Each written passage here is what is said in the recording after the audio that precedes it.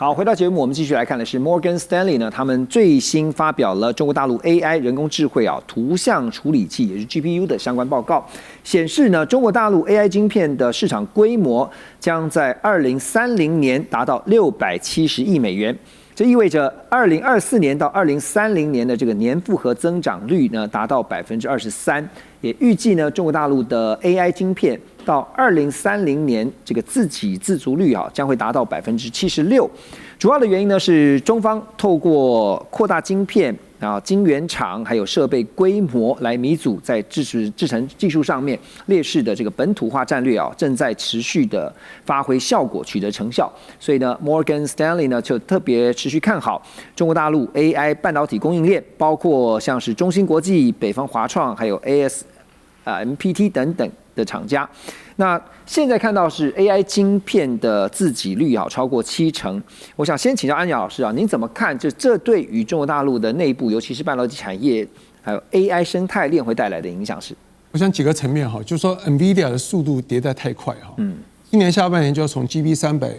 走到這個 Vera Rubin 那晶片越來越熱，所以讓台灣的散熱產業有一個蓬勃的發展。現在為了增加一點點效能，代價是倍數那中國大陸反正買不到芯片嘛，所以冤大頭的事就交給美國公司來做。像現在這些 CSP， 它要去用這個發 AI 債，所以它的 free cash flow 大幅下降。那這個 generative AI 最後會變成什麼樣，實際上是沒人知道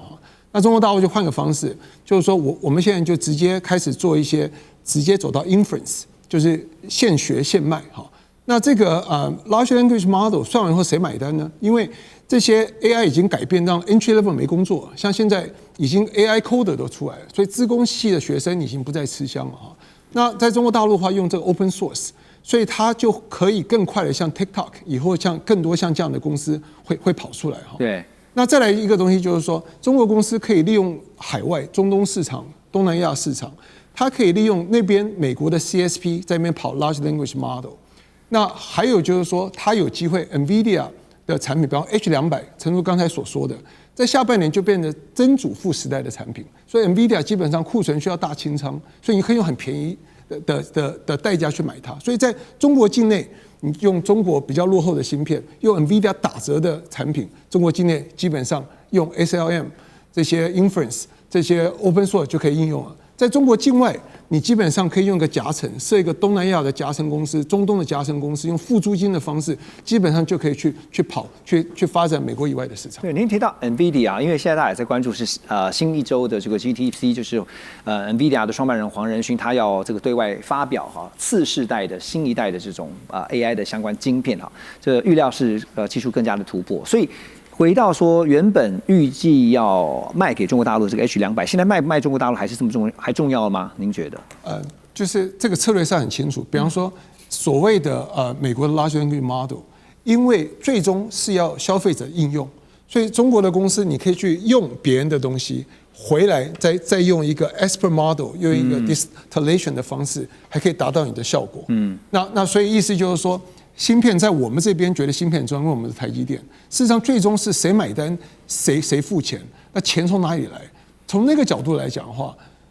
基本上有人做冤大頭的事情，只要你拿得到錢，你就可以做冤大頭的事情。有人可以以小博大，用槓桿的方式去達到它的效果，這兩個是完全不同的路徑。OK， 其實講到這個 AI 的應用這個中國大陸的 AI 相關應用確實是突飛猛進，而且現在其實應用在非常多的範圍。最近在大陸的網上呢，有熱議的一個話題就是養龍蝦就是在中國大陸的網站上面常常會出現的一大熱門字詞原因呢是因為這個爆紅的 Open Cloud 它的標誌呢就是一隻龍蝦，就是畫面當中我們看到這個龍蝦這樣一個標誌。那中國大陸網友呢，因此呢，把這個安裝跟使用的過程就稱之為養龍蝦。它意思就是說呢，安裝一個屬於個人的 AI 代理AI agent。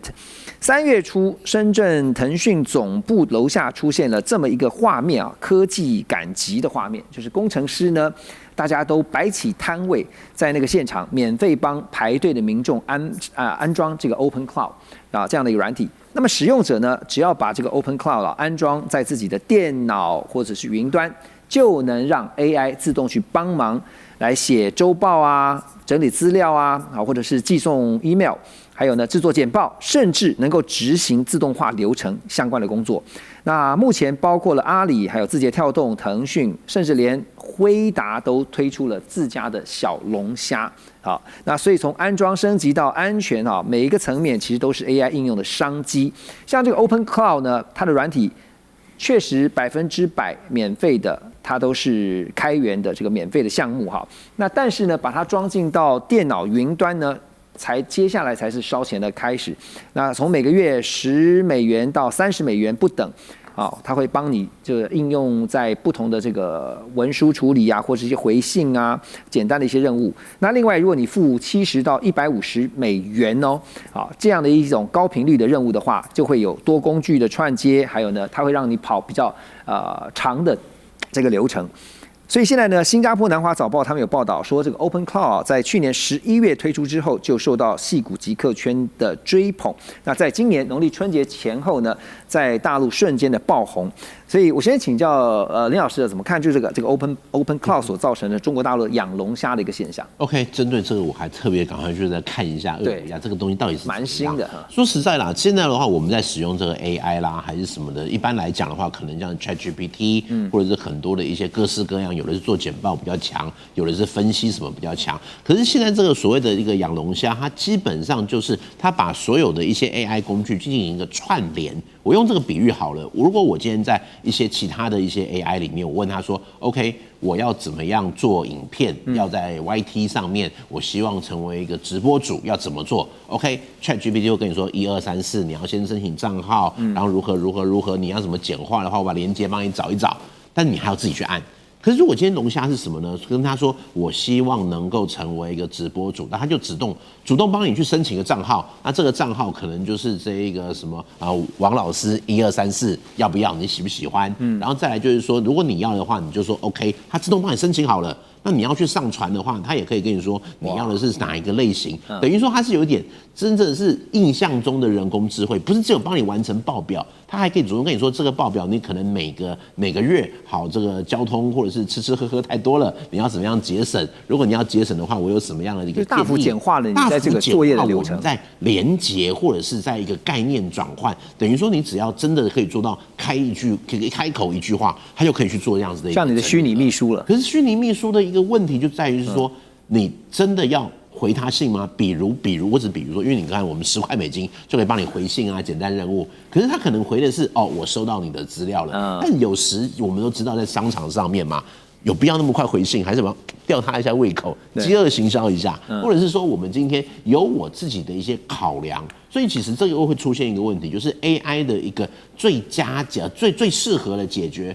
不好意思，最佳解不一定是最適合的解決。是，有時我們有我們自己的一些相關的盤算。那另外一個問題就是說，沒有錯，我提供給他，可是我們就像我們在用手機就好了，很多時候要說你是否要提供權限。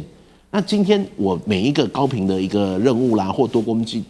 具的串接，好歹我的一個通訊錄一定要給他吧。不然他怎麼幫你回信，幫你去做自動的工作？或者是說我的賬號如果就給他，那哪一天他是不是有可能密碼或什麼會給我變換呢？或者是說他上傳的一些我或許不是那麼想要這一些使用的資料數據，那這一些會不會給我自己帶來一些困擾？所以其實這又會回歸到一個不管是資安也好，或是我們自己在授權使用的這些上面也好，會不會未來的一些這個人工智慧固然有它的幫助，有它的一個強項，但是當我們給予它更多的一些資訊的時候，會不會哪一天他也生成了另外一個，比如 YT， 他又自己生成了一個賬號，要跟你打對台？那大使覺得它会不会變成一個 AI 應用服務的一個新的賽道？我覺得一定會的哈，它是有缺點的，可是它的這是一種科技的大突破，它是一種創新，它是一種創新，它提供的只要是便利啊，那提供的是更高功能的哈，更涵蓋更廣的服務的話，那它等於是在指揮你的已經既有的其他的軟體，它可以把它整合起來一起作用啊。它的問題現在缺點就是在它的安全的問題啦。你的那個你必須要把系統權限哈，要交給這個哈，這個叫什麼蝦？這個叫龍蝦龍蝦。那還有就變成就是說，它這個系統權限開了以後，它本身的防護安全措施是很薄弱的。所以你被惡意攻擊的時候，可能你發了一封郵信，可能是別人那個惡意的駭客叫你發的郵件。